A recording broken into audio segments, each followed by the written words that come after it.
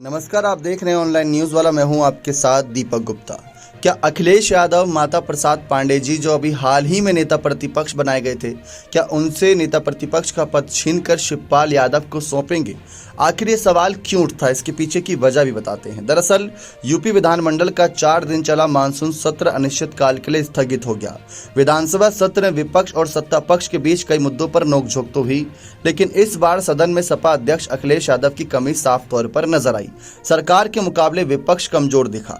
नेता प्रतिपक्ष बनाए गए 81 साल के माता प्रसाद पांडे के अनुभव का तो लाभ मिला सपा को, लेकिन उनकी अगुवाई में विपक्ष सरकार को घेर नहीं पाया। पूरा विपक्ष नहीं घेर पाया। विपक्ष का रवैया आक्रामक होने के बजाय रक्षात्मक ज्यादा नजर आया। वहीं शिवपाल शिवपाल चाचा की बात करें तो ज्यादातर समय वह चुप ही रहे। इसके पीछे की वजह क्या थी? क्या नेता प्रतिपक्ष न बनाए जाने की वजह से नाराज थे, या सचमुच कोई बड़े मुद्दे सरकार ने नहीं दे रखे? इसके पीछे की वजह सब जानना चाहते हैं। दरअसल अखिलेश यादव को न सिर्फ विपक्ष बल्कि सत्ता पक्ष के लोग भी सुनना पसंद करते हैं। सदन में कई बार सीधे तौर पर मुख्यमंत्री और अखिलेश यादव यानी नेता विपक्ष के बीच तंज छिटाकशी नोकझोंक से भी सदन का माहौल बना रहता था। इस बार भी ये चीजें नजर नहीं आई। विपक्ष पूरी तरह से समर्पण भाव में दिखा। एक दो मौकों को छोड़ दिया जाए तो विपक्ष ने सरकार को घेरने के कई मौके गंवा दिए। इस सत्र में विपक्ष के पास मुद्दों की कमी नहीं थी। वह सरकार अंदरूनी खींचतान की वजह से बैकफुट पर थी, लेकिन विपक्ष की कमजोरी ने सरकार का काम आसान कर दिया।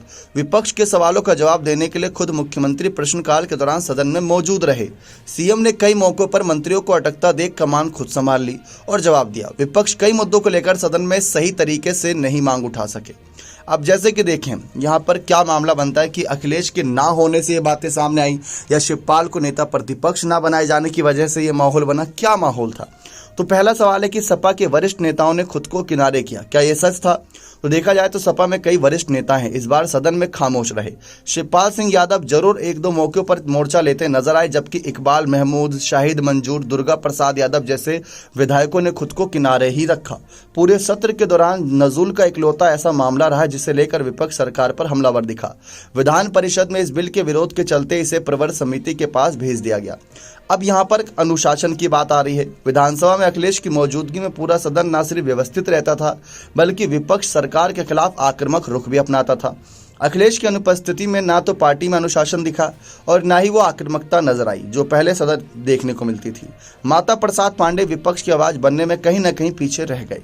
सीनियर जर्नलिस्ट और पॉलिटिकल एक्सपर्ट का कहना है कि अखिलेश की विधानसभा में गैर मौजूदगी से सपा कमजोर पड़ गई। बेहतर होता कि अखिलेश 2027 को मद्देनजर रखते हुए यूपी पर ही फोकस रखते। अगर अखिलेश को लगता है कि लोकसभा चुनाव 2024 के प्रदर्शन की तर्ज पर वे विधानसभा चुनाव 2027 में जीत हासिल कर लेंगे, तो ये उनका ओवर कॉन्फिडेंस हो सकता है।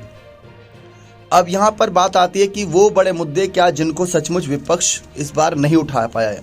हाथरस में एक सत्संग में बची भगदड़ के दौरान 122 लोगों की जान गई, सैकड़ों लोग घायल हुए। घटना ने पूरे प्रदेश को हिलाकर रख दिया था, लेकिन यह घटना विधानसभा में चर्चा का विषय नहीं बनी। जानकार मानते हैं कि भोले बाबा उर्फ नारायण साकार हरि का दलित और पिछड़े वर्ग के वोट बैंक में मजबूत पकड़ होने कारण सत्ता पक्ष और विपक्ष ने इस मुद्दे को नहीं उठाया। कावड़ यात्रा के मार्ग की ढाबों होटलों पर दुकान मालिक के नेम प्लेट लगाने का मुद्दा भी सदन में नहीं उठा। हालांकि इस मामले पर सपा ने सदन से बाहर तो भाजपा सरकार का विरोध किया था, लेकिन सुप्रीम कोर्ट की ओर से रोक लगाए जाने के बाद विपक्ष ने इसे सदन में मुद्दा नहीं बनाया। बात आती है कि यहाँ पर लालजी और अवधेश प्रसाद भी इस बार नहीं थे। विधानसभा में नियम कायदे सत्ता पक्ष को घेरने में सपा विधायक लालजी वर्मा और अवधेश प्रसाद वर्मा महत्वपूर्ण भूमिका अदा करते थे। इस सत्र में लालजी वर्मा देश भर में समाजवादी पार्टी के दलित आइकॉन बने अवधेश प्रसाद की कमी भी देखी गई। लालजी वर्मा को गिनती जो है एक मुखर वक्ता के रूप में होती है। वह सरकार को घेरने का कोई भी मौका नहीं छोड़ते। वहीं अवधेश प्रसाद अपनी 9 बार की विधायकी के अनुभवों से सरकार को घेरने की कोशिश करते थे। हालांकि अब दोनों ही सांसद हैं। बात आती है कि सपा के बागियों से क्या कमजोर पड़ा प्रश्नकाल। तो सबसे बड़ा मुद्दा यही है। विधानसभा सत्र सपा के बागियों के कारण भी पहले की तुलना में कमजोर दिखा। सपा के पूर्व मुख्य सचेतक मनोज पांडे, सपा विधायक राकेश प्रताप सिंह अक्सर सरकार को घेरने का काम करते थे। दोनों इस बार सदन में सक्रिय नहीं रहे। उधर सपा विधायक अभय सिंह बगावत के बाद पूरी तरह सरकार के पक्ष में दिखे। विपक्ष लॉबी में बैठकर उन्होंने सरकार के कामकाज की प्रशंसा की। बागी विधायक पूजा पाल भी महज उपस्थिति दर्ज कराने पहुंची थी। विधानसभा में बसपा के एकमात्र विधायक उमाशंकर सिंह जबकि विधान परिषद में बसपा का एक भी सदस्य नहीं है। उमाशंकर सिंह इन दिनों अस्वस्थ होने के कारण सदन में उपस्थित नहीं हो सके। ऐसे में बीते 3 दशक में यह पहला मौका था जब विधानसभा और विधान परिषद में बसपा पूरी तरह गायब थी।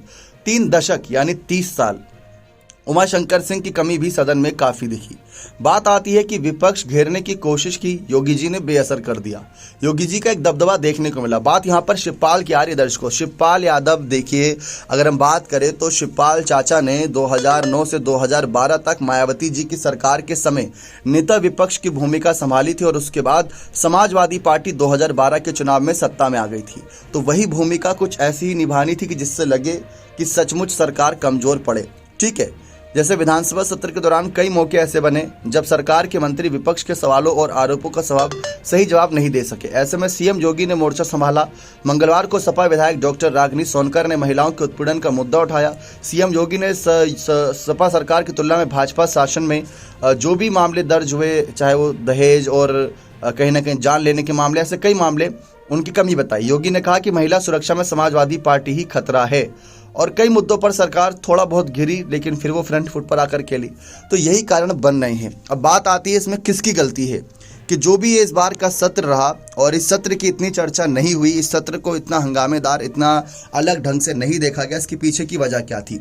क्या अखिलेश का फैसला गलत हुआ? क्या माता प्रसाद पांडे जी जो नेता विपक्ष बनाए गए, ये कहकर बनाया गया कि भाई उनके पास एक्सपीरियंस है, 2 बार वो विधानसभा के अध्यक्ष यानी स्पीकर रहे हैं, तो ये एक्सपीरियंस काम आएगा? लेकिन उतना काम नहीं आया। देखिए, अखिलेश यादव एक अलग दर्जे के नेता, इस बात में कोई दोहराई नहीं, उनकी कमी तो कोई पूरी नहीं कर सकता।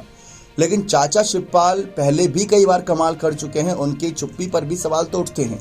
अब बात आती है कि अकेले चाचा शिवपाल भी क्या कर लेते। जैसा कि हमने आपको बताया कि पूरा विपक्ष थोड़ा बहुत कमजोर दिखा, लेकिन विपक्ष यानी अगर एक टीम है तो उस टीम का नेता जो है, नेता विपक्ष एलओपी, वो कॉन्फिडेंस, वो एकदम इंथुजियास्टिक यानी कि उत्साह से भरपूर्ण होना चाहिए था, उनको अलग दिखना चाहिए था। अगर माता प्रसाद पांडे जी का ये पहला ऐसा मौका था जब वो नेता विपक्ष के रूप में अपने आप को साबित करना चाह रहे थे, तो उनको जी जान लगा देनी चाहिए थी।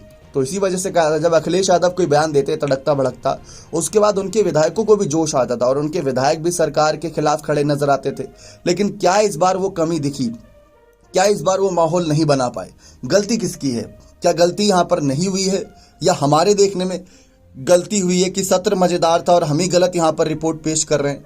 तो अगर ऐसा कुछ है तो उसके लिए माफी भी चाहेंगे, लेकिन जो दिखा वही आपको बता रही हैं। जब भी अखिलेश और योगी जी आमने सामने हुआ करते थे तो परिवार तक बात जाती थी, पार्टी तक बात जाती थी, राज्य की व्यवस्था तक बात जाती थी। चाहे सांड का मुद्दा हो, चाहे कोई भी बड़ा मुद्दा हो, अखिलेश उठाते ऐसे थे कि लगता था कि हाँ दम है और उनके साथ विधायक नजर आते थे। विधायकों के भाषण भी वायरल हुआ करते थे कई दिनों तक। लेकिन इस बार ऐसा कुछ नहीं हुआ। 1-2 मामले को देखा जाए जहां पर चाचा जी ने कहा कि हमें तो आपने भी गच्चा दिया, केशव प्रसाद मौर्य जी मतलब आपके डिप्टी सीएम आपको भी गच्चा दे देंगे, तो वो तो चलो एक बयान था जो बाद में भी बहुत होंगे। देखिए, जो आपसी अंतर्क्रिया है उस पर बाद में भी बहुत चर्चा होगी, लेकिन सदन के अंदर राज्य से जुड़ी व्यवस्था पर मुद्दे हावी होना, वो भी लोकसभा चुनाव के बाद पहले सत्र में 4 दिन के अंदर ये बता देता कि आने वाले जो 3 सालों तक सत्र रहेंगे 2027 के चुनाव से पहले, वो कितने धमाकेदार रहेंगे। और ऐसी स्थिति में क्या अब अखिलेश यादव को कहीं ना कहीं ये देखना चाहिए कि हाँ भाई चलो ठीक है, जो हुआ इस बार हुआ, अगली बार चाचा शिवपाल को नेता विपक्ष के रूप में आगे नियुक्त किया जाए। तो क्या ऐसा कुछ उनका फैसला होना चाहिए? इस पर आपकी क्या राय, अपने कमेंट सेक्शन में अवश्य रखिएगा। बहुत बहुत धन्यवाद।